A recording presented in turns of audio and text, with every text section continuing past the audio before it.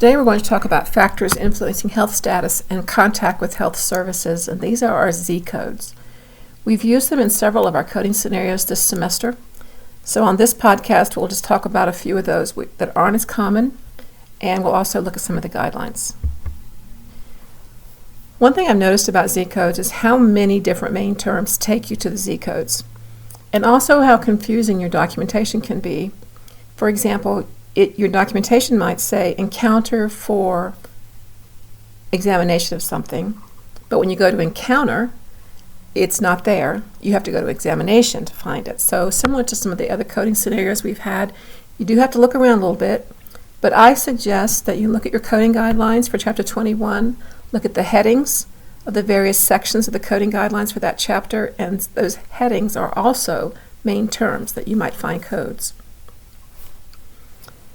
And if you have any trouble remembering this, I would put it somewhere in your code book because you will be often using Z codes and need to be able to look them up quickly.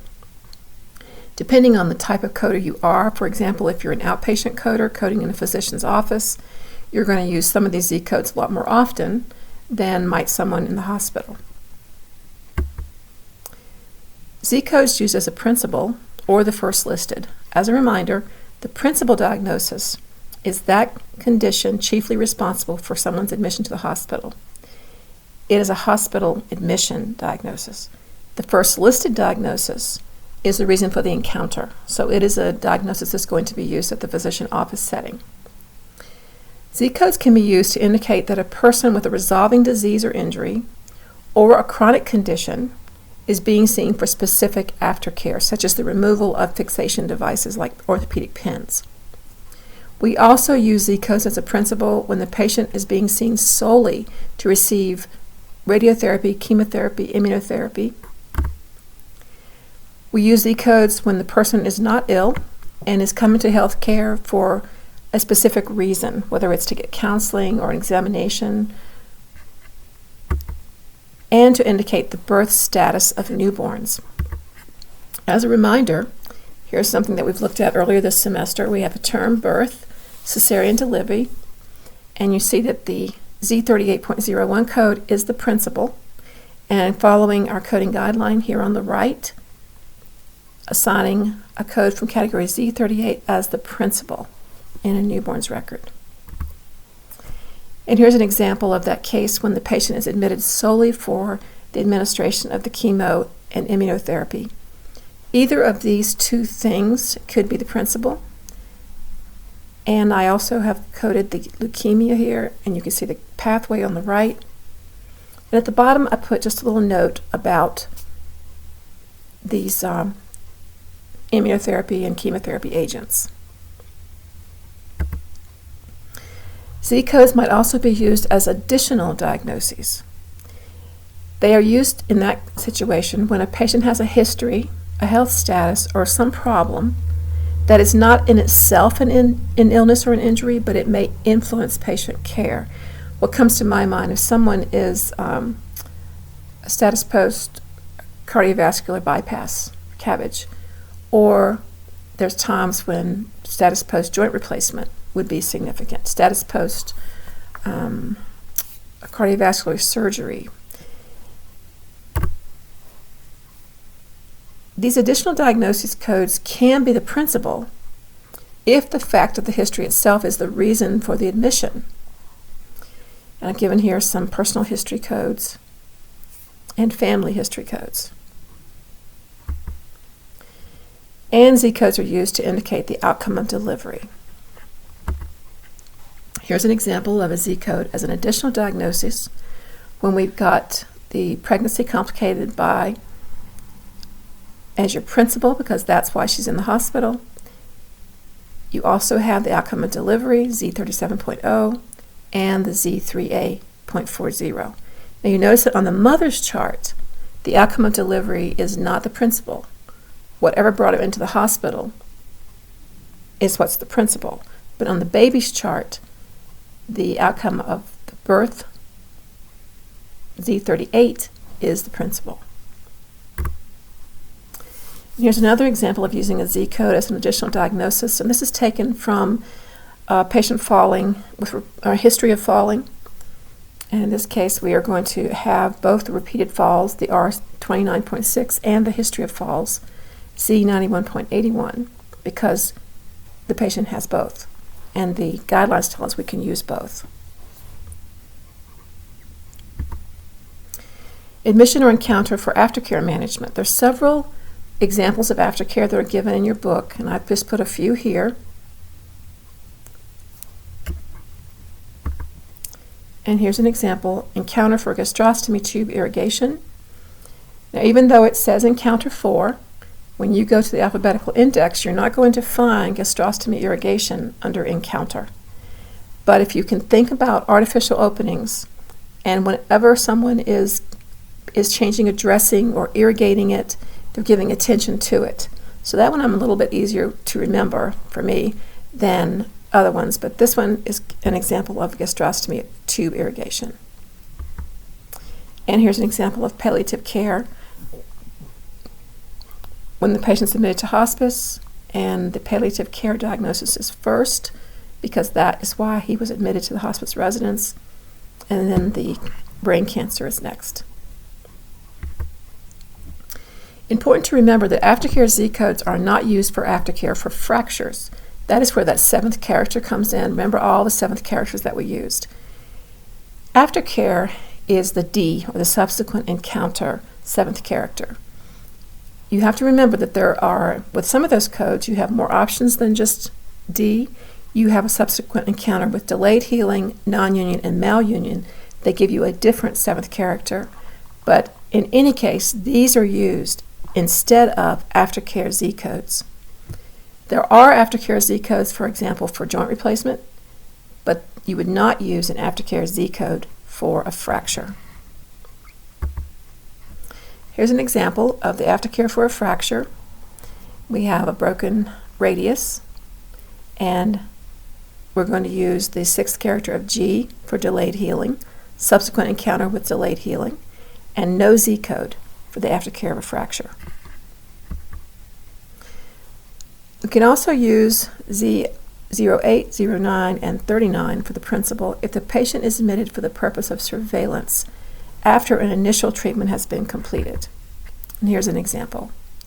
The patient had a surgical excision of a malignant neoplasm of the ovary followed by chemo and is being admitted now for follow-up. No evidence of recurrence or metastasis and no other pathological condition is identified. So this principal is going to be the follow-up examination following malignant neoplasm, and we're going to put a history of the personal malignant neoplasm of the ovary because it's no longer there. She's had it excised, and there's no evidence of any recurrence, so we can do a history of. If she still had evidence of the ovarian cancer or had not completed her chemo, for example, you would use the malignancy diagnosis, not the history of. The history of the diagnosis, the malignant neoplasm, can only be used once the person has completed their treatment. We can use Z01 for encounters for pre-procedural examination. Here's an example of a patient with diagnosis of cholelithiasis, referred to radiology for pre-op chest x-ray. And you see there we chose the subterm specified. And I have a note, you can look in your tabular and see there are subterms under pre-procedural for cardiovascular, respiratory, and specified. We know from our diagnostic statement we are addressing the cholelithiasis.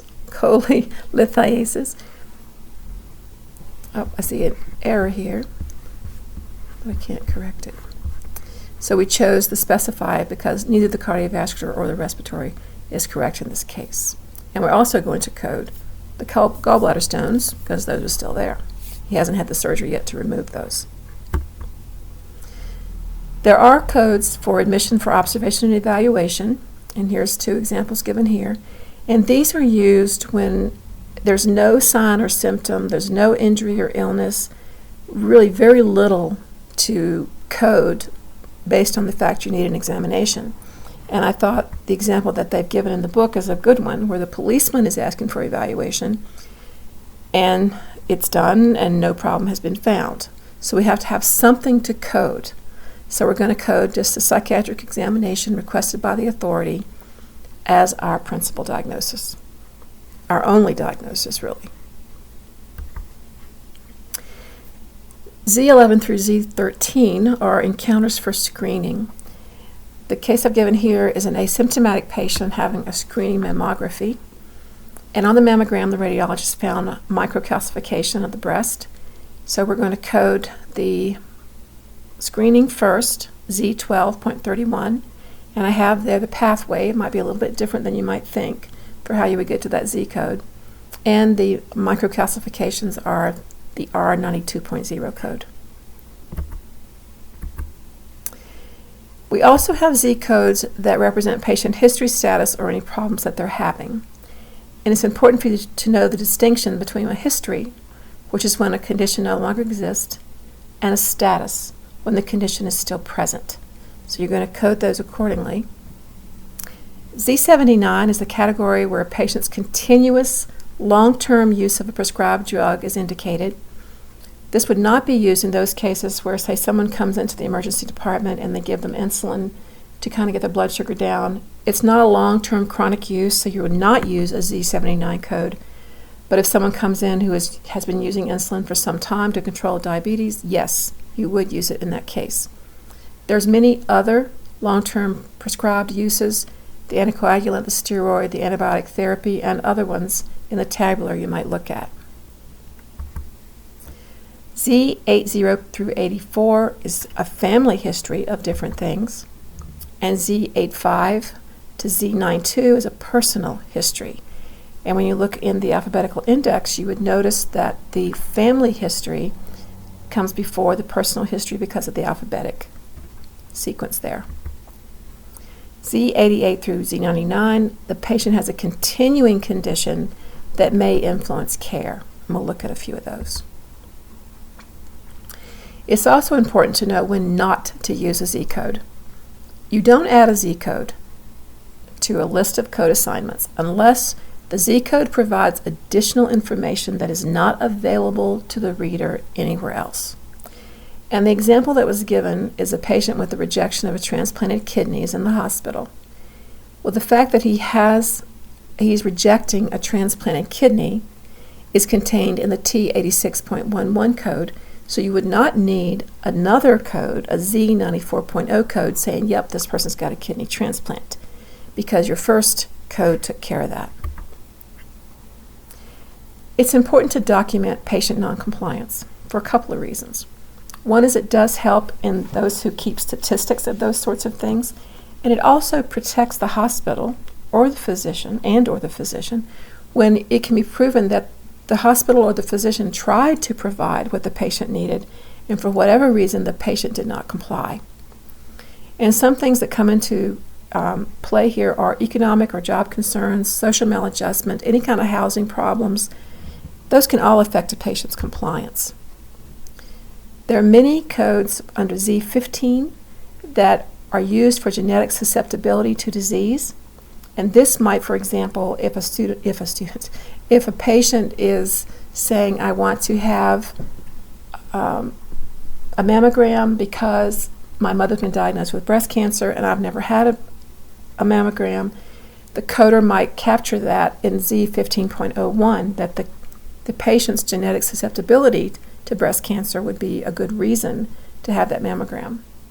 And there's several there given, as well as some in the book. I haven't addressed all of the guidelines or all of the possibilities for the Z codes. I encourage you to go to Chapter 21 and read through those. You will use them quite a bit, and I hope you're a little bit familiar with them because of the work we've been doing this semester. Thank you so much. If you have any questions, please let me know. Have a good day.